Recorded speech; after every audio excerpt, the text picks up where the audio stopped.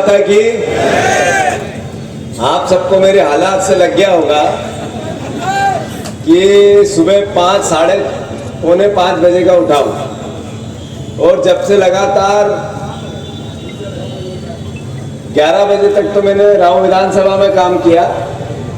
फिर गाड़ी में बैठ के 110-100 की स्पीड से मैं मंदसौर तक आया, पशुपतिनाथ जी के मंदिर में पूजा अर्चना की। और आज गणेश जी के पावन पर्व पर गणेश जी के स्थापना के साथ हमने ये जन आक्रोश का बिगुल बजाया। थोड़ा थका हुआ जरूर लग रहा हूं पर विचार थके हुए नहीं है मेरे। और मुझे याद है नीमच की वो मेरी जिंदगी में अंतिम सांस मेरी जब जाएगी तब भी नीमच का जो प्यार, स्नेह, दुलार और अपनत्व है मेरे साथ, ये अंतिम सांस तक रहेगा। मुझे याद है राजस्थान के नीमखेड़ा में राहुल गांधी जी को रोक लिया गया था। फिर नया गांव एमपी के नया, तो मेरे नीमच के परिवारजनों का संघर्ष, वो मोटरसाइकिल भी मेरे कोई नीमच के युवा साथी की थी, आपकी थी। फिर इनकी मोटरसाइकिल घूम गई तो फिर मैंने नई दिलाने की भी कोशिश की थी, याद है? गलत तो नहीं हूं मैं? तो मुझे याद है वो दिन जब राहुल जी को पुलिस की बर्बरता, शोक संवेदना और किसान के दर्द में खड़े होने से रोकने वाली है भारतीय जनता पार्टी की सरकार, शिवराज जी की ये सरकार। 6 किसानों को गोलियों से भून दिया, पर श्रद्धांजलि भी कोई एक राष्ट्रीय नेता नहीं दे सकता इस तरह की अधर्मिता की। इसलिए मैंने कहा कि नीमच का मेरा प्यार, मेरा दुलार, मेरा स्नेह, मेरा अपनत्व, मैं आप लोगों से उतना ही स्नेह करता हूं जितना मैं राव के विधानसभा के परिवारजनों से करता हूं। मैं आप सबके चरणों में सर रखकर प्रणाम करता हूं। मंच पर विराजित हमारे कुलदीप भैया जिन्होंने अच्छी बात कही, राजस्थान पड़ोस के ही हैं पर लगते मध्य प्रदेश के, जरा जोरदार तालियां बजा दो उनके लिए। मेरे बड़े भाई मध्य प्रदेश के बड़े नेताओं में से एक, खासकर भाभी मैं मंत्री बनूं नहीं बनूं, मैं पहले भी कह चुका हूं, वीडियो बहुत वायरल हुआ था। मैं नहीं भी बनूंगा तो चल जाएगा पर दिलीप गुजर साहब इस बार 100% मंत्री बनेंगे। मेरी छोटी बहन नूरी जिसने कहा कि जब बहनें संकट में थी कोविड में तो गैस का सिलेंडर था 1150 और जब मामा संकट में है तो 450। नंद किशोर पटेल साहब 20 साल पहले विधायक बनाया था आप लोगों ने, कुछ कांग्रेस ने भी कमी कर दी और कुछ आप लोगों से भी हुई कि 20 साल से हमारा आप लोगों ने विधायक ही नहीं बनाया, मतलब नीमच की जनता ने। तो मैं साधुवाद करता हूँ हमारे, मैं हमेशा इनको नंदू भैया को बद्री भैया बोलता था, मेरे को इनका भी बहुत लाड़ प्यार। तो एक दिन मुझे डांट दिया इन्होंने, देखिए यार सही नाम नहीं लेता हूँ इनकी, मैं तो लाड़ क्या लेता हूँ, देखिए पब्लिक में मैसेज क्या लग जाता है भैया, सीधा रहते। तो इतना प्यार करते हैं छोटे भाई जैसा। हमारे उमराव सिंह जी हमेशा संघर्ष करते रहते हैं, दौड़ते रहते हैं, गाड़ियों से, पैदल, और एकदम सीधा साधा लगता है पर है नहीं पीछे। वैसे ही ब्रजेश मित्तल जी, एक राजकुमार अहीर साहब है, दो भाई है। मैं हम 2008 में दोनों तीनों चारों टिकट मांगते थे कि हमें दे दे, इस घर से उस घर, उस घर से उस घर, उस घर से उस घर, उस घर से उस घर। ये न सीधे दिखते हैं न सीधे हैं। उमराव भैया सीधे दिखते जरूर है पर सीधे नहीं है। ओम शर्मा जी, तरुण मेरा छोटा भाई, ये सबने हमने सोच लिया था कि ईश्वर के पास चला गया फिर लौट के आ गया, मतलब लगे तो नहीं, ऐसा नहीं लगे, भगवान की कृपा रही हम पे। दुआ साहब कहाँ है? दुआ साहब भाभी को अध्यक्ष बना, उसके बाद क्या मालूम कहाँ हो आप।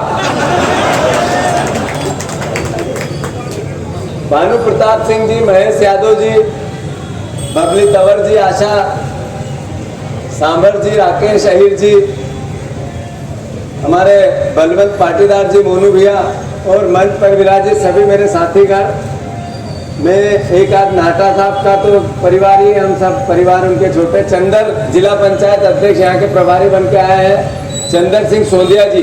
जरा राजगढ़ दिग्विजय सिंह साहब के वहाँ के जिला पंचायत के अध्यक्ष, जरा जोरदार तालियों से स्वागत करो उनका। हमारे भाईजान सोनी जी भी बैठे हैं, दूसरे सारे परिवार के, सेवा दल के, यूथ कांग्रेस के, NSUI के, महिला कांग्रेस के हमारी बहनें और वो सब परिवार के लोग जिनका मैंने प्रणाम करता हूँ, साधुवाद देता हूँ, सर रखकर आप सबको मैं प्रणाम करता हूँ। साथियों, ठीक है ये जन आक्रोश क्यों और कांग्रेस पार्टी को इस यात्रा का शुभारंभ आज भगवान गणेश जी के इस पावन पर्व से ही क्यों करना पड़ा? साथियों, 20 साल पहले यहाँ हमारा विधायक था भागवा माता की ये पवित्र नगरी कितनी छली गई है, ये एहसास आप सबको, हम सबको होना चाहिए। 50,000 से ज्यादा परिवार के लोग बंगला बगीचा में प्रभावित है और कई चुनाव में ये हो सका। अब राहत मिलेगी तब मिलेगी, तब मिलेगी, तब मिलेगी। मिल गई क्या? अरे बताओ, मिल गई क्या? हमारे विधायक जी हैं मूछ वाले परियार साहब ना, शुरू बार विधायक बने तो 70 किलो के थे और अब 110 किलो के हो गए। अब आप देखो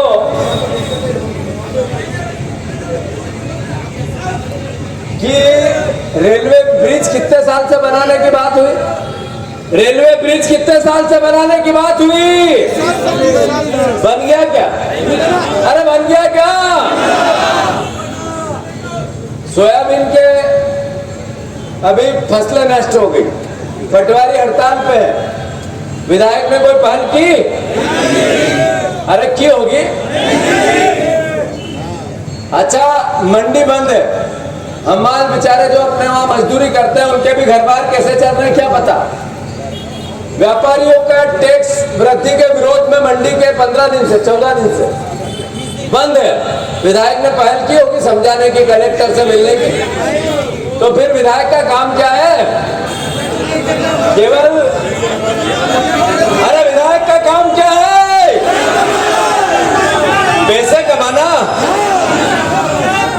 या मूंछ काली करके, मूंछ काली कर ले और जैसे ही कोई मिले और भैया कहीं हाल है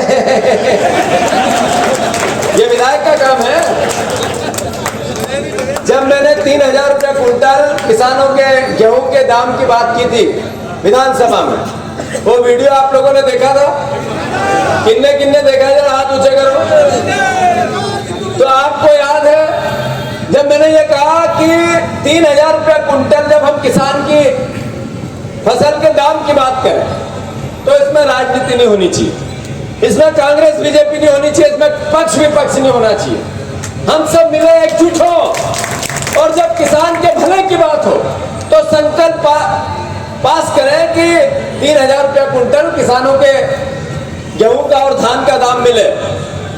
तो उस वीडियो में विरोध करने वालों में ये परियार जी आपको दिखते हैं, नहीं दिखते?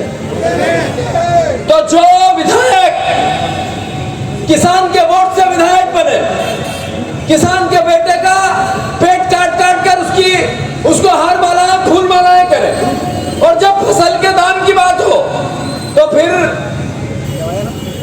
विरोध करे। ऐसा को फिर से विधायक बनाना चाहिए क्या? संकल्प लो, बनाओगे क्या? संकल्प लो, बनाओगे क्या? साथियों, शिवराज जी को चाहिए जन आशीर्वाद। 20 साल एक मुख्यमंत्री, 3 बार चुनाव हुआ, एक बार लूट की सरकार का मुख्यमंत्री।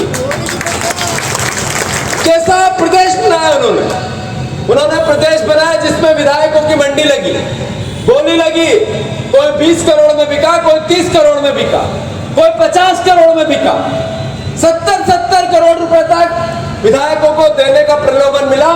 दिलीप गुजर जी इस बात के साक्षी है। तो एक विधायक बेचने और खरीदने की मंडी बनाने वाले को जन आशीर्वाद मिलना चाहिए क्या?